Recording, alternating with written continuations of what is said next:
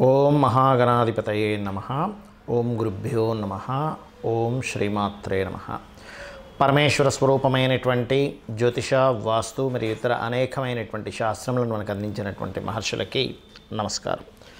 హయగ్రీవ హయగ్రీవ హయగ్రీవేతియోపధేత్ తస్య నిస్సరతే వాణి జనుకన్యా ప్రవాహవత్. అరుణాం కరుణాతరంగితాక్షీం ధృతపాశాంకుశపుష్పబాణచాపాం అనిమాదిభిరావృతాం మయూకైః అహమిత్యేవ విభావయే భవానీం. శ్రీమాత్రే నమః. ప్రేక్షకులకి ఆ లలితాంబిక అమ్మవారి యొక్క అనుగ్రహం పరిపూర్ణంగా కలగాలని మనస్ఫూర్తిగా కోరుకుంటూ మనం ఈరోజు చెప్పుకోబోయే టాపిక్ ఏమిటంటే, అందరూ భయపడుతున్నటువంటిది గ్రహం ఏది అంటే శని భగవానుడు. అసలు నిజంగానే భయపడాలా? అసలు శని ఎక్కడ ఉంటే మీ లగ్నరీత్యా అంటే మేషలగ్నం నుంచి మీనలగ్నం వరకు, లేదా మేషరాశి నుంచి మీనరాశి వారి వరకు ఎక్కడ ఉంటే మీకు బాగా కలిసి వస్తుంది శని ద్వారా, ఏ స్థానాల్లో ఉంటే కాస్త ఏ విషయాల పట్ల జాగ్రత్తగా ఉండాలనేటువంటి విషయాలు మనం తెలుసుకుందాం. దాంతోపాటు ఎఫెక్ట్ ఏదైతే ఉంటుందో శని భగవానుడికి ఎఫెక్ట్ కంప్లీట్గా మీకు పాజిటివ్గా జీవితాంతం మీ లైఫ్ లాంగ్ మొత్తం కూడా పాజిటివ్గా రావాలంటే కూడా ఏం చేయాలి అనే విషయాలు కూడా మనం ఇప్పుడు తెలుసుకుందాం. అయితే ఈ విషయాలు చెప్తుంది నేనైనప్పటికీ కూడా చెప్పిస్తుంది సాక్షాత్ లలిత అమ్మవారిగా భావిస్తూ ఒక్కొక్క లగ్నము, లగ్నం తెలియని వారు ఒక్కొక్క రాశి నుంచి మనం తెలుసుకుందాం. వృశ్చిక లగ్నము, వృశ్చిక రాశి. వృశ్చికం వారి కనుక చూసుకున్నట్లయితే శని భగవానుడు లగ్నంలో ఉండడం అనేటువంటిది పర్టికులర్గా ఇక్కడ రిజల్ట్ ఏమిటి అని చెప్పి చూసుకున్నట్లయితే, ఇక్కడ 3వ అధిపతి లగ్నంలో ఉన్నాడు. 3వ అధిపతి 4వ అధిపతి ఎప్పుడైతే లగ్నంలో ఉంటాడో కొంత సీక్రసీ, దాంతోపాటు కొద్దిగా స్ట్రెస్ కూడా ఎక్కువగా ఇస్తుంటాడు వర్క్ మీద. బట్ ఈ లగ్నానికి పాప అయినందుకు, అదే పాపి శుభగ్రహాలతో ఉంటే మంచి ఫలితాలు ఇస్తాడు. ఎప్పుడైనా ఒకటే కాన్సెప్ట్, శనిని భయపడకుండా లగ్నానికి శుభుడైన పాపైనా శుభగ్రహాలతో ఉంటే మంచి ఫలితం ఇచ్చి తీరుతాడని గుర్తుపెట్టుకోండి. ఇక 2లో ఉన్నాడండి, పాపి 2లో ఉన్నాడు, ధన సంబంధించిన విషయంలో ఇబ్బంది ఇస్తాడా అంటే ఇది కూడా సేమ్. కాకపోతే 2లో ఉన్నప్పుడు ఏంటంటే కొంచెం ఎవరికైనా ప్రాపర్టీ రిలేటెడ్గా మనీ ఇచ్చేటప్పుడు మాత్రం కాస్త చూసుకోవాలి. మధ్యవర్తిత్వంగా ఉండేటప్పుడు మనీ విషయాల్లో కొద్దిగా చూసుకోవాలి. అదర్వైజ్ ఇబ్బంది ఇవ్వాలని రూల్ ఏం లేదు. ఫైనాన్షియల్ గ్రోత్ కూడా ఇస్తాడు శుభగ్రహాలతో ఉంటే. 3లో ఉంటే మాత్రం కొద్దిగా సిబ్లింగ్స్తో దూరంగా ఉండడం, సిబ్లింగ్స్ మూలంగా కాస్త ఎక్కువ ఖర్చు రావడం కూడా జరుగుతూ ఉంటుంది. అలా అదేవిధంగా 4లో 4వ అధిపతి ఉన్నట్లయితే 100% ఇక్కడ కూడా శని భగవానుడు కష్టపడి చదువుకునే యోగాన్ని ఇస్తాడు, నిగూఢమైనటువంటి విషయాలు తెలుసుకునేలా చేస్తాడు. కాకపోతే కొంచెం ఆరోగ్య విషయంలో జాగ్రత్తగా ఉండాలి. 4లో కనుక ఉన్నాడంటే శని.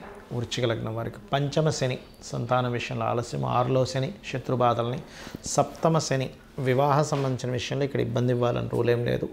కాకపోతే ఇక్కడ కొద్దిగా పార్ట్నర్స్తో ఏదైనా వ్యాపార సంబంధించిన విషయంలో వచ్చే లాభాల విషయంలో కొంత ఇబ్బంది ఉంటుంది.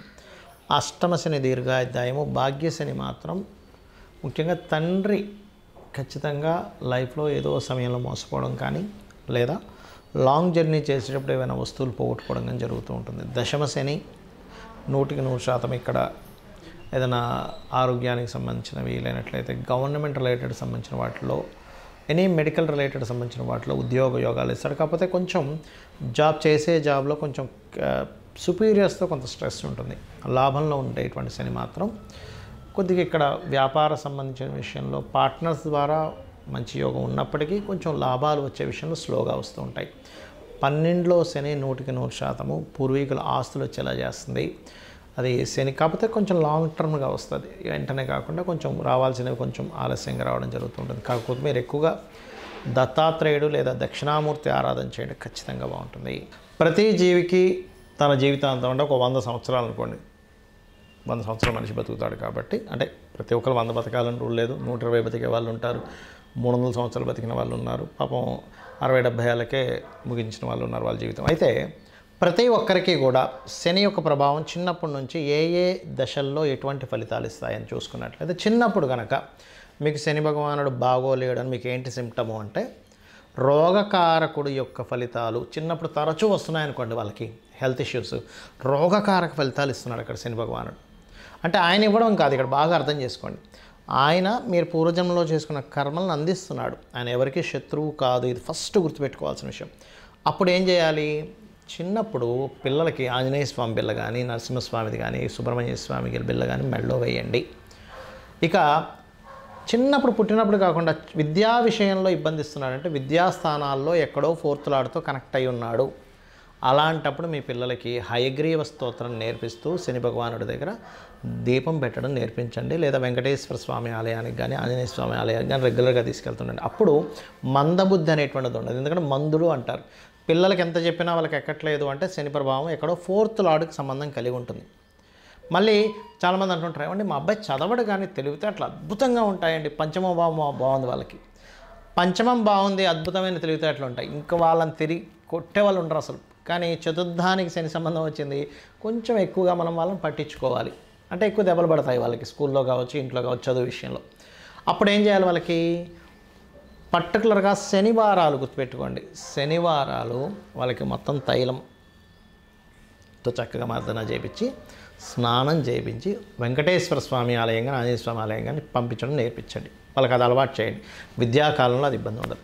ఇక విద్య అయిపోయింది, వివాహ విషయాల్లో ఇబ్బంది వస్తుందంటే సప్తమం ఎక్కడో దెబ్బతింది. శని ద్వారా సప్తమ స్థానం కనెక్ట్ అయ్యింది. శాటర్న్ ద్వారా సప్తమం కనెక్ట్ అయింది అంటే వివాహ సంబంధించిన విషయంలో లేట్ అవుతుంది. అలాంటప్పుడు ముఖ్యంగా శుక్రవారాలు వెంకటేశ్వర స్వామి ఆరాధన చేసుకోమని చెప్పాలి. లేదండి జాబ్ సంబంధించినటువంటి విషయంలో నాకు ఇబ్బంది అవుతుంది, దశమ స్థానంతో ఎక్కడో కనెక్ట్ అయింది శని భగవానుడు.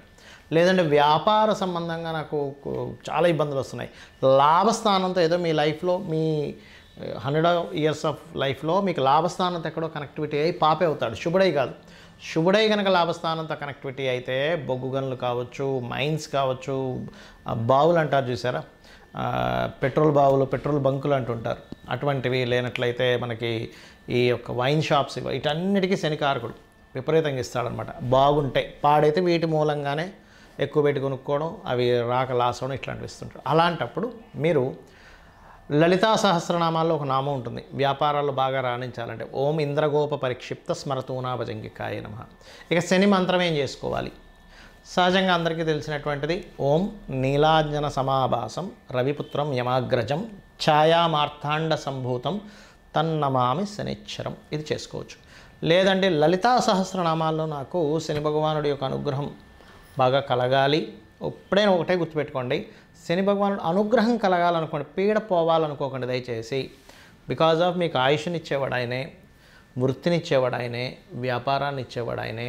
మనం నిలబడాలంటే మోకాల్లో గుజ్జు ఉండాలన్న శని యొక్క అనుగ్రహం కావాలి, లేకపోతే మనం నిలబడలేము. శని అనుగ్రహం పోయిందా మనిషి నిలబడలేడు, గుర్తుపెట్టుకోండి. ఫస్ట్ మోకాళ్ళకి ఆయన కారకుడు, కాళ్ళకి ఆయన కారకుడు. అది బాగుంటే 100 ఏళ్ళు వచ్చినా సరే ఏ మోకాళ్ళ నొప్పులు ఉండవు. శని పరిస్థితి బాగోలేదు, మోకాళ్ళ నొప్పులు వస్తాయి. ఇక్కడ ఏంటంటే ఒకటే, స్వామిని యొక్క అనుగ్రహం నా మీద చల్లగా ఉండాలి, నేను పూర్వజంలో చేసిన కర్మ పాపం ఏదో ఉంటుంది, నేను దానికి చింతిస్తున్నాను, నేను ఇంకోసారి అలాంటి పాపాలు చేయకూడదు అనుకుంటున్నానని చెప్పి మనస్ఫూర్తిగా అనుకొని మీరు శని భగవాన్ని ప్రార్థించండి. అప్పుడు ఖచ్చితంగా ఆయన యొక్క అనుగ్రహం ఉంటుంది.